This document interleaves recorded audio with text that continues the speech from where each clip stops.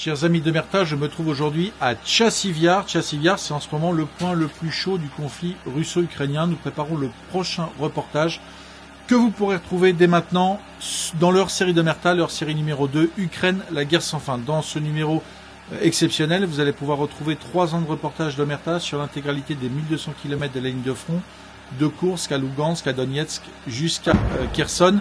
Dans ce magazine aussi, vous allez retrouver les meilleures analyses, les meilleures prospectives de ce conflit, notamment avec la participation des experts du Centre français de recherche sur le renseignement.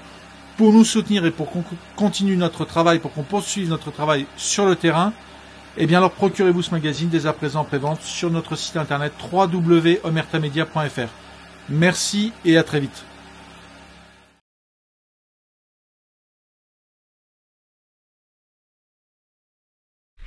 Quand on veut tuer son chien, on dit qu'il a la rage. Voilà comment on pourrait résumer ces dernières années de géopolitique internationale. C'est aussi comme ça que l'on pourrait peut-être commencer pour présenter cet ouvrage. Qui est le diable, l'autre ou l'Occident?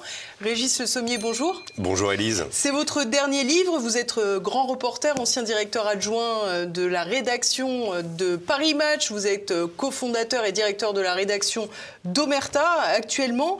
Ce nouveau livre, Régis Le Sommier, vous le présentez avec des portraits de ces fameux diables que l'on connaît bien au XXIe siècle. Finalement, diaboliser l'ennemi, c'est fondamental pour que tous les coups soient permis. Ah, ça existe depuis la nuit des temps. Hein. Le diable, d'abord, la notion du diable, elle est structurante pour beaucoup de sociétés, même dans la nôtre. Je fais le constat d'ailleurs que Dieu a moins d'importance, mais le diable reste totalement pertinent. Et on a toujours, évidemment, essayé de mettre Dieu dans notre camp. Hein. L'armée allemande portait une boucle qui avait marqué « Gott mit uns », Dieu avec nous. Et c'était pareil pour l'armée française en 14. En fait, on dit toujours, on est dans le sens du bien, et en face, évidemment, c'est le mal, c'est la démonisation. L'idée étant de montrer l'adversaire sous ses pires oripeaux, pour pouvoir justement se mettre en valeur et éventuellement évacuer des choses qu'on n'a pas tout à fait envie de montrer aussi. En fait, cette notion, elle est extrêmement pertinente, mais elle a pris, avec l'âge, on va dire, médiatique dans lequel nous vivons, une coloration particulière, une coloration, je dirais, d'excommunication, c'est-à-dire que des personnages, et c'est ça qui m'a intéressé dans le livre, et que j'ai voulu revoir les quelques 20-30 années qui se sont passées à l'aune de ce concept, des personnages qui ont été dans notre camp. Je pense à Saddam Hussein en particulier, c'est peut-être l'exemple le plus parachevé de quelqu'un qui n'a jamais été un saint, mais qui avait une utilité, une fonction dans, on va dire, l'échiquier international, et surtout pour l'Occident, puisque c'était celui qui servait de bouclier face à l'expansionnisme iranien, qui était déjà à l'œuvre à l'époque, Saddam ayant même déclenché une guerre que nous avons financée, nous l'avons armée, une guerre qu'on a oublié complètement, la guerre Iran-Irak, qui a fait quand même 1 million de morts. Hein. Donc c'est pas rien, qui a duré 10 ans, et pour laquelle finalement, il a permis, voilà, on va dire, il nous a servi de bouclier.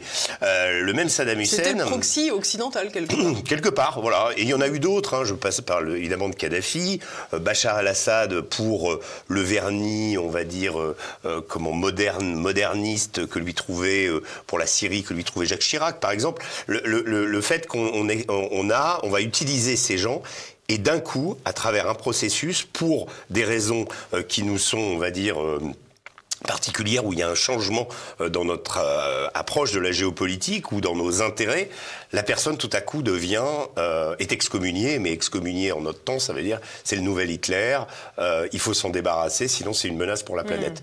Je me souviens en particulier de Saddam Hussein, je pense que c'est vraiment l'exemple parachevé, même s'il y en a d'autres. Vladimir Poutine, je prends l'exemple de Vladimir Poutine quand Emmanuel Macron est élu.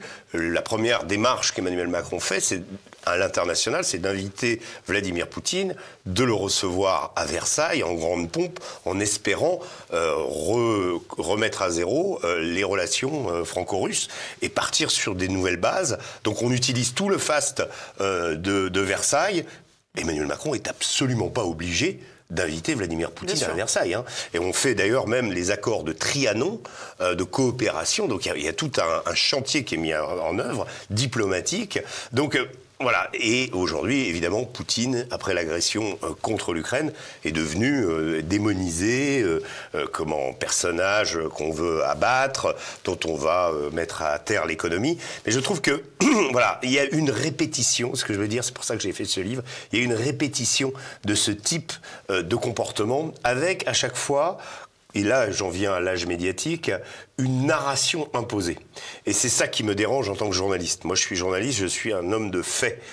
Quand je vais quelque part sur un théâtre, quand je vais faire une histoire au bout du monde, si l'histoire telle que je l'imaginais n'est pas telle que je la vois, je ne vais pas rester dans l'histoire telle que je l'imaginais. Je vais raconter que les rebelles machin, ils torturent aussi, ils ont assassiné, que des personnages avec qui j'ai pu traîner en Syrie sont des véritables assassins. Je vais le dire, voilà. Je vais le dire parce que c'est mon job.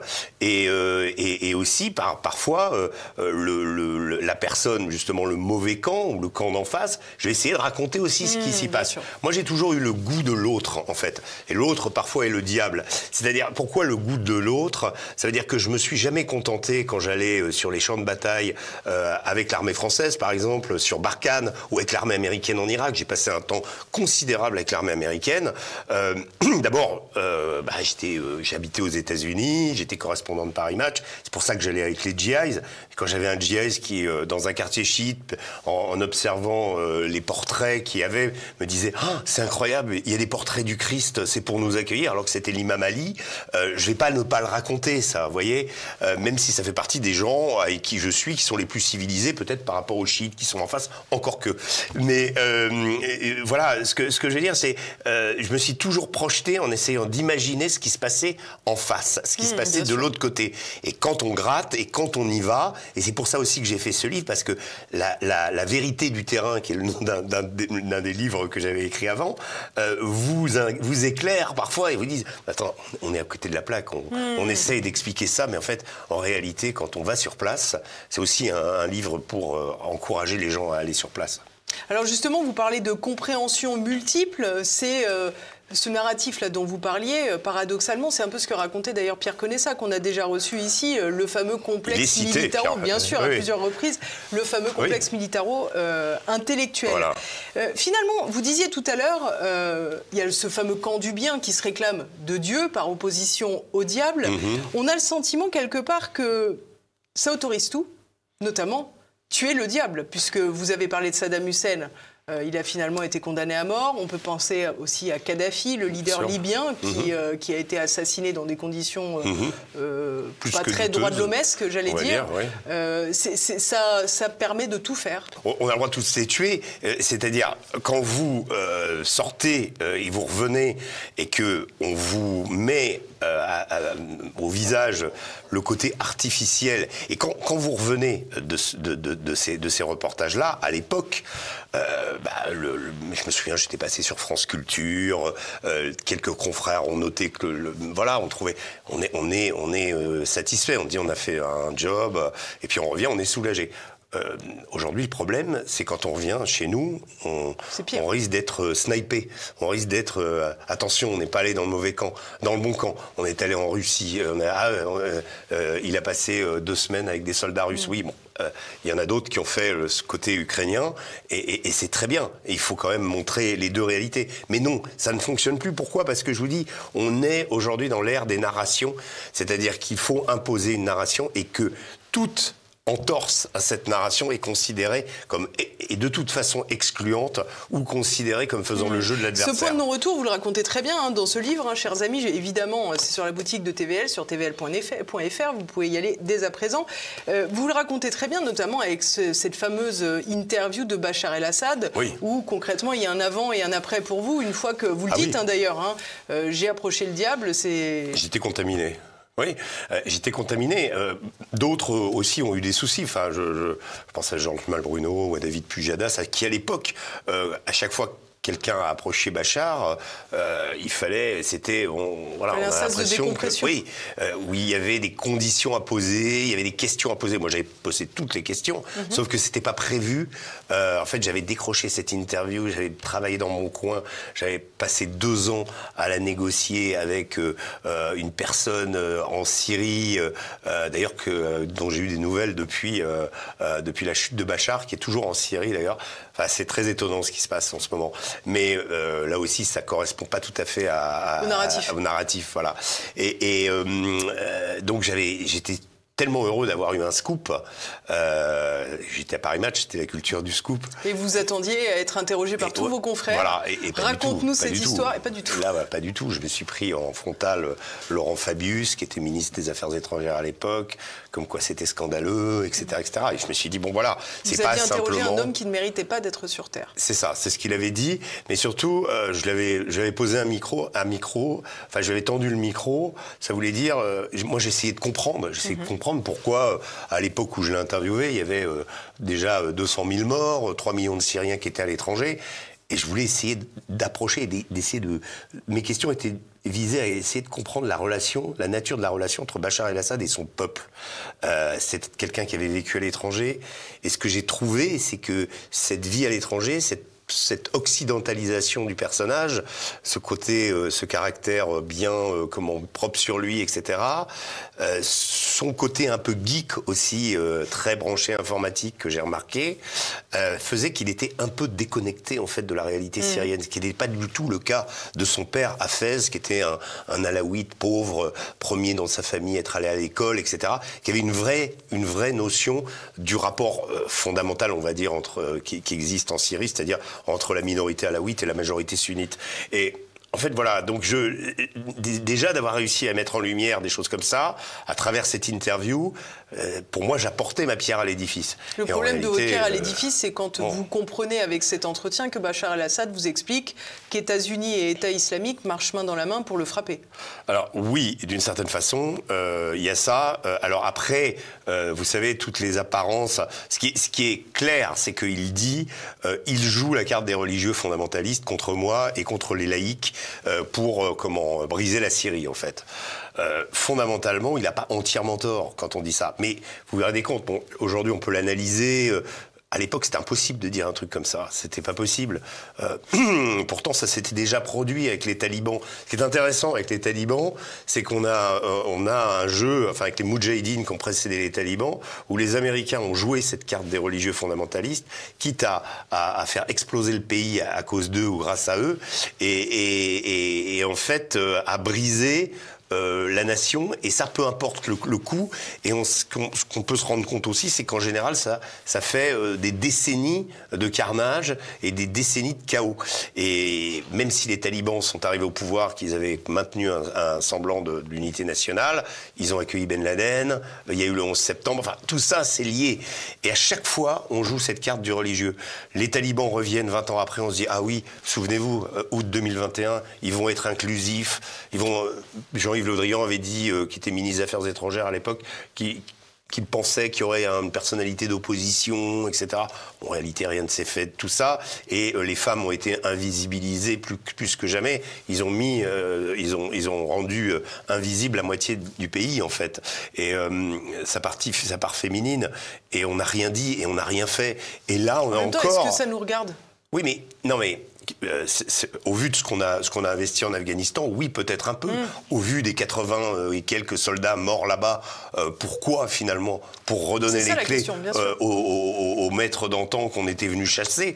Et là, sur la question de la Syrie, bien, on remarque qu'on reparticipe d'une espèce de narration autour d'un type qui quand même, qu'Emmanuel Macron a appelé, qui veut recevoir à l'Élysée, qui est quand même un ancien de l'État islamique à l'époque. Mais qui est modéré maintenant. Oui, enfin, modéré maintenant, les talibans aussi l'étaient modérés maintenant. On a dit, mais non, ça n'a rien à voir avec les premiers, et vous allez voir, ils sont beaucoup plus sympas. Effectivement, ils ont joué, ils ont fait venir des journalistes, ils se sont montrés, c'était presque la fleur au fusil. Alors lui, il est passé chez Armani ou je sais qui pour son costume, et il s'est taillé la barbe. Aujourd'hui, on a presque l'impression, il ressemble à Cyril Hanouna, quoi. Et non, mais bon, il n'a pas le t-shirt encore, mais c'est presque demain. Bon, sinon, ça serait Zelensky. C'est presque demain, on va faire la Gay Pride à Damas, quoi. L'ouverture, quoi. Et en réalité, il faut voir ce que c'est, ce qu'il y a derrière. Et je crois qu'on retombe. Un ami me disait l'autre jour, en fait, c'est les inconnus qui ont tout inventé. Et les inconnus, si vous vous souvenez du sketch avec le bon chasseur, le mauvais chasseur. Bon, bah là, il y a le bon djihadiste et puis le mauvais djihadiste. Vous avez aussi en Ukraine le bon nazi et le mauvais nazi. Ah oui, Azov, oui, mais ils ont beaucoup changé. Ils ont purgé les éléments. Ah oui, mais ils ont quand même l'emblème de la Das Reich. Oui, mais vous comprenez, ils participent à... Et en fait, le vrai nazi, c'est Poutine. Et voilà. Et on tombe dans une narration où n'importe quelle abomination commise, parce qu'en Syrie, on va être un peu sérieux aussi, en Syrie en ce moment, il y a des véritables règlements de compte qui se font, et pas uniquement parce que des gens ont eu des comportements immondes à l'époque où ils étaient serviteurs du régime, simplement parce que des gens sont alaouites, ils sont éliminés, les chrétiens aussi sont menacés, donc voilà, ça se passe voilà, et ces signes-là, même les Druzes commencent dans le sud de la Syrie, à Souaïda, d'abord ils ont demandé à garder leurs armes. Il n'y a pas de confiance, si vous voulez. Donc voilà, on est face à ce pays. Mais nous, on appelle le gars, viens à l'Élysée, tac tac, on se tape dans la main et tout va bien. Non mais stop, quoi. Stop. J'aimerais revenir sur un point, Régis Le Sommier, il est dans votre titre. Qui est le diable, l'autre ou l'Occident? On voit finalement ce duel entre l'Occident et le reste du monde. Aujourd'hui, quand on voit le retour au pouvoir de Donald Trump, qui est par excellence le leader occidental, du moins normalement, on a le sentiment qu'aujourd'hui, cette dichotomie, elle est un peu chamboulée. C'est plus uniquement l'autre et l'Occident est duel lui-même. Alors, l'Occident est duel et l'Occident aussi... prend on va dire en compte des méfaits ou des évolutions dont je parle dans le livre. C'est-à-dire que quand j'ai fait ce livre, moi, c'est une série d'articles ou de notes que j'avais prises en Afrique en particulier, sur plusieurs reportages fait on va dire, entre aujourd'hui et sur les 5 dernières années. Je suis parti beaucoup avec Barkhane, je suis parti beaucoup avec les soldats français, mais j'ai aussi vu le Mali hors Barkhane, donc côté gouvernemental, au sein de la population. J'y ai passé pas mal de temps. Et ce qui m'a paru important, c'est que autrefois, pour résumer, autrefois, nous étions perçus, on va dire il y a 10 ans, comme des néocolonialistes qui restaient dans le pays, en gros, pour piller les richesses. Donc il y avait une forme de présence française qui était contestée ou appréciée. Il y avait les deux parmi la population. Les Maliens n'ont jamais été anti-français. C'est pas comme les Américains. Nous n'étions pas perçus comme les Américains dans certains pays arabes, au Moyen-Orient par exemple. Jamais dans cette France, Afrique, au Burkina Faso. On n'avait pas besoin d'escorte pour aller se balader à Ouagadougou, comment prendre un verre jusque tard le soir. Il y avait zéro problème de violence, zéro problème vis-à-vis de nous. C'était les forces spéciales françaises à l'époque qui étaient à Ouaga, on les croisait en ville. Aujourd'hui, c'est complètement impossible. Même avant, la situation s'est dégradée. La situation s'est dégradée d'un point de vue sécuritaire, la situation s'est dégradée d'un point de vue politique, mais plus grave, c'est notre perception, la perception qu'ils ont de nous, qui a complètement périclité. Et elle a complètement périclité parce que nous ne sommes plus perçus comme des néocolonialistes venant piller les richesses, essayant de trafiquer, mettant au pouvoir un dictateur et renversant un autre, etc. Ce qu'on a fait dans des pays comme la Centrafrique pendant des années. Je prends juste cet exemple, mais il y en a d'autres. Bien sûr. Et l'époque Chirac, où Omar Bongo, les valises de billets. J'ai interviewé il n'y a pas longtemps Robert Bourgi, qui a écrit un livre là-dessus, absolument édifiant sur notre rapport financier à l'Afrique. Bref. Mais il y avait quand même... Enfin, aux dirigeants africains, en tous les cas. Aux dirigeants africains, mais au niveau de la population et au niveau des dirigeants, il y a quand même une certaine affection. Les Africains sont des grands affectifs. Et donc, il y avait un certain amour pour la France. Et ce que j'ai remarqué, et c'est pour ça que j'ai écrit ce livre en particulier, c'est que cet amour a disparu, une partie. C'est pas de la haine forcément, mais c'est de la méfiance, comme si nous étions devenus toxiques, comme si l'Occident et ce qu'il véhiculait, alors appelez-le la culture woke, LGBT, le côté permissif, finalement... Et le double standard. Complètement. Et puis le fait que, en intervenant sur des promesses de libération, de démocratie, comme en Libye, ou de protection des populations, nous avons semé le chaos dans ces pays, et les gens sont pas naïfs, ils voient bien que ces promesses n'ont pas été tenues, ni en Irak, ni en Syrie, ni en Libye. On nous a dit, on va faire, les Américains le disaient, moi j'étais avec des soldats, je me souviens, c'était leur mantra, ils disaient, I'm doing, quand on leur posait la question, pourquoi vous êtes ici, I'm here to make the gift of freedom, pour faire le don de la liberté aux Irakiens, c'est pour les voilà. Donc il y avait ça c'était non, et ça c'était acceptable. Ce qui est pas acceptable pour eux, c'est qu'ils ont l'impression que nous fréquenter, être proche de nous, c'est mettre en péril leur propre mode de vie, leur raison d'être, que nous sommes devenus une sorte de contre-modèle de l'humanité. Alors, cette attitude, elle existe au sein même de nos populations aussi. Il y a des gens qui résistent à ces griefs, mais les élites, enfin une partie des élites, et là on en vient à Donald Trump, où là il y a une prise en considération que, attention, si on veut pas que l'Occident disparaisse, la civilisation européenne, on ne peut pas être déconstruit. Si, à force d'être tellement déconstruit, on va finir par plus exister. Et voilà. Et j'ai noté que ces observations-là que j'ai faites en Afrique étaient valables au Moyen-Orient, qu'elles étaient valables en Russie, en Asie centrale. Finalement, beaucoup de gens, et même en Amérique du Sud, où les gens ont gardé une foi authentique et où finalement la famille reste... voilà. Donc ces sociétés traditionnelles que nous avons la prétention de dire, oui, la marche du monde fait que il faut aller faire plus d'inclusivité, finalement au détriment des familles, eh bien ça reste 80% de l'humanité. Et à force, finalement, d'imaginer que les autres allaient nous suivre, nous, et en particulier, je pense l'élite française, je pense que l'entourage d'Emmanuel Macron et Emmanuel Macron lui-même n'ont pas senti ce qui se passait. Ils n'ont pas senti qu'en nommant un ambassadeur LGBT et en l'envoyant au Cameroun, et en voyant que le Cameroun refusait, pays où l'homosexualité est interdite, refusait de le recevoir, que c'était l'image de la France, et c'était plus que l'image de la France. C'est-à-dire qu'ils avaient l'impression qu'on leur inculquait un virus. Voilà. Et c'est vraiment des discussions, des heures de discussion avec des Maliens. Je pense aussi à l'exemple d'une infirmière tchétchène que j'avais rencontrée sur le front de Bakhmout il y a 2 ans. Et je lui posais la question. Au départ, j'ai vu qu'elle était tchétchène, donc je voulais comprendre pourquoi, en tant que tchétchène, elle était prête à donner sa vie pour Poutine, le même Poutine ayant, on va dire, bombardé son grand-père, détruit sa ville, etc. Je voulais comprendre ça. Alors, je n'ai pas eu tout à fait ma réponse, mais à un moment, au fil de la conversation, je lui dis, mais qu'est-ce que vous pensez de nous? Elle m'a regardé et elle m'a dit, vous êtes le satanisme. Donc, voilà. Eh ben d'accord. Alors, j'ai dit pas moi, j'espère, voilà.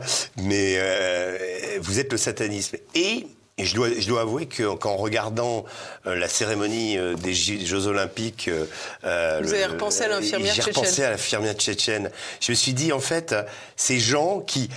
ce qui est intéressant avec cette infirmière, ce qui est intéressant avec d'autres, c'est que néanmoins, malgré tout ça, en prononçant le mot Paris, il y a quand même encore la petite étincelle dans l'œil.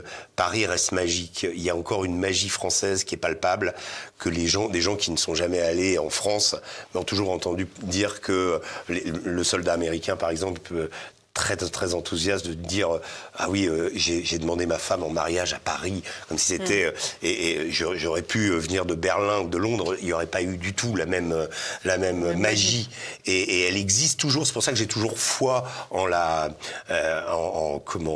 France. J'en parlais avec le colonel Jacques Hogar aussi, que vous avez dû recevoir, qui était un grand soldat français et qui me disait oui, j'ai de l'espoir pour l'Afrique parce que quand Assimi Assimi Goïta, le chef de la junte au Mali, ou le colonel Traoré au Burkina, ou Sonko au Sénégal prononcent leur diatribe contre nous, ils le font en français.